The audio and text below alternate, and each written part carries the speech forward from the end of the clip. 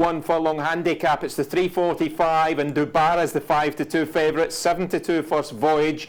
Omerus is on 9-2. Interconnection the top weight 11-2. 81 Roderick, and it's 9-1 Bar. They're at the post. 8 runners here, Luke, and Dubara heads the market, and it was a pretty good run last time. Yeah, good second to Bilston Best last time out at Salisbury. Was just beaten under a length on that occasion. I thought it was staying on all the way to the line as well. Trip coming down a little bit in Trip.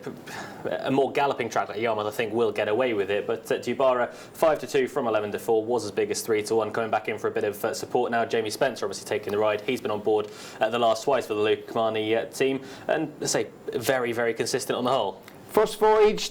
Did this horse stay last time at Haydock? I know they got the cheek pieces back on today and the back in Trip. Probably not. I think it was exaggerated for the fact that Marmaduke Bay, the horse that beat First Voyage, is a very, very strong stayer indeed. I think it'll be a nice stayer in years to come for the Mark Usher team, but was pretty well backed on that occasion. Went off 6-5 favourite. A few people were making excuses after the contest for him, but no, he's still a relatively lightly raced sort. He's only had 4 starts so far. I think that run can be forgiven, and in truth, it wasn't the worst run in the world at all. And Interconnection won on the July course at Newmarket last year and was second in the same race last time. Yeah, second as Zorro, was behind George William as well in the race. It's working out very nicely at Nottingham at the start of the season. Only had 2 runs so far this year, so it's still pretty lightly raced for this term. Interconnection at 5-1, you could definitely make a case for the Ed Vaughan charge.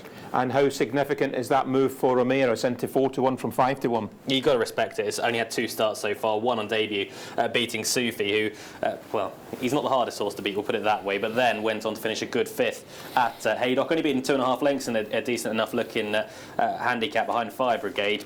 You would think that Omerus will come in for a little bit more improvement for Hugo Palmer and Josephine Gordon. One thing about the Hugo Palmer yard is when any sort of support comes, you have to stand up and take note. Good ground, remember, at Yarmouth, like everywhere there's been a bit of rain, it's not good to firm anymore. It's good ground, it's a beautiful afternoon, and we've got joint favourites, First Voyage and Dubara, on 7-2 for the